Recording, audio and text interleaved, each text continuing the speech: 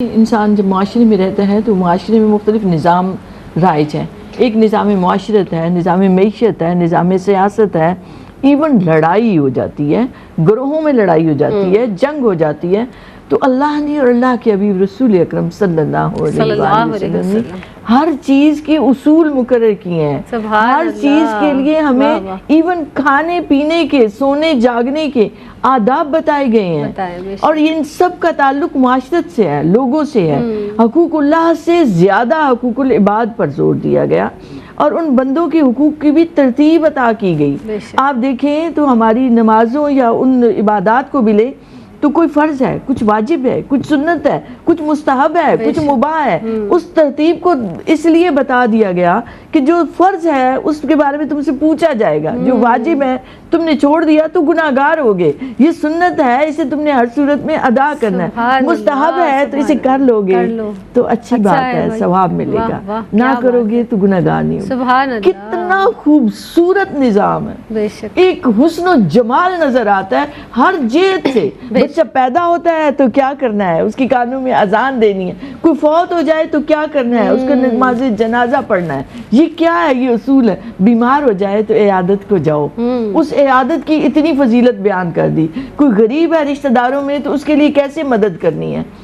یعنی اوورآل ہم اسلام کے نظام پر نگاہ ڈالیں تو دیکھیں جہاں مساوات، اخوت، عدل و انصاف جیسے سنہری اصول ملتے ہیں کہ جو ایک معاشرے کو خوبصورت بناتے ہیں، وہاں اوورآل حقوق و فرائض کا ایک ایسا نظام عطا کیا جس میں ہر فرد کی فرائض کی ادائیگی پر زور ملتا ہے. بالکل صحیح کہ تم اپنے فرائض کو، ذمہ داریوں کو بہتر طریقے سے ادا کرو. ان کے بارے میں تم سے پوچھا جائے گا. ہمارے معاشرے میں، دنیا میں آپ دیکھیں تو جتنے نظام ہیں وہ حقوق لینے کی بات کرتے ہیں. مجھے حق ملے، مجھے حق ملے. اسلام فرائض کی ادائیگی پر زور دیتا ہے، دینے کی بات کرتا ہے کہ ہر فرد جو ہے وہ اپنی ذمہ داریوں کو بطریقے حسن ادا کرے. یہ اس کی دنیا میں بھی کامیابی ہوگی اور آخرت میں بھی کامیابی. پھر اوورآل جو اصول دیے ان اصولوں میں آپ دیکھیں تو انتقام کے بجائے اس کی بنیاد احسان پر رکھی. کسی نے تمہارے ساتھ برا کیا، اللہ جانتا ہے، علیم بصیر ہے، وہ جانتا ہے، دیکھ بھی رہا ہے. تو تم اس کے بجائے اس پر احسان کرو، بھلائی سے کام لو. انتقام کے جذبات کو نہ آنے دو، بغض نہ آنے دو، کینہ نہ آنے دو. غصہ آئے تو اس پر قابو پا لو، صبر کرو. صبر کے اتنے انعامات ہیں.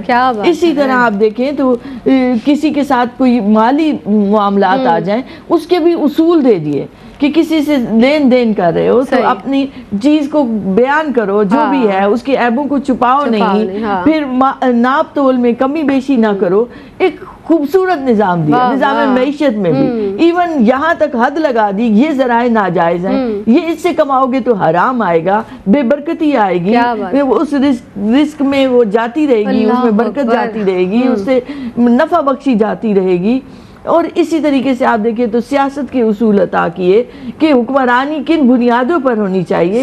اقتدار اعلیٰ کا مالک اللہ ہے، اللہ کے حبیب رسول اکرم صلی اللہ علیہ وآلہ وسلم ہے، ان کا عطا کردہ نظام ہے. پھر آپ دیکھیں تو جہاں آ جاتی ہے حقوق کی بات، ایگزیکٹلی ہم لیں تو بندوں کے حقوق ان میں ترتیب رکھی. وبالوالدین احسانا، سب سے پہلی ذمہ داری تمہارے والدین کی ہے جن کی وجہ سے تم دنیا میں آئے ہو. ان کا احسان مانو. پھر آپ دیکھیں تو والدین کے بعد اس کے اہل و عیال اس پر ذمہ داری کی طرح ہیں. اس کے بعد آگے جو قریبی رشتہ دار آتے ہیں ان رشتہ داروں کی ایون لسٹیں تک بنا دی گئی. پھر خواتین کے لیے محرم نامحرم کی حدود کلیئر کر دی گئی. یہ رشتے تمہارے لیے محرم ہیں، ان سے نکاح نہیں ہو سکتا، ان سے پردے میں نرمی کر دی. یہ رشتے نامحرم ہیں، ان کے لیے پردوں میں سختی کر. ہر جگہ آپ کو، ہر جہت سے آپ کو ایک ڈسپلن، ایک خوبصورتی نظر آئے گی. ایون غیر مسلموں کے حقوق، کوئی تمہارے ہمسائے میں کوئی نان مسلم رہتا ہے تو اس کا کیا حق ہے، اس کو بھی تکلیف نہیں پہنچانی. اس کی بھی جان اور مال کا تحفظ اسلامی ریاست کی ذمہ داری ہے. اس کو بھی وہی حق حاصل ہے جیسے ایک مسلمان کو حاصل ہے. پھر آپ دیکھیں تو جانوروں کے حقوق رکھ دیے. ان کو بھوکا پیاسا نہ رکھو، ان پر ان کی استطاعت سے زیادہ بوجھ نہ ڈالو.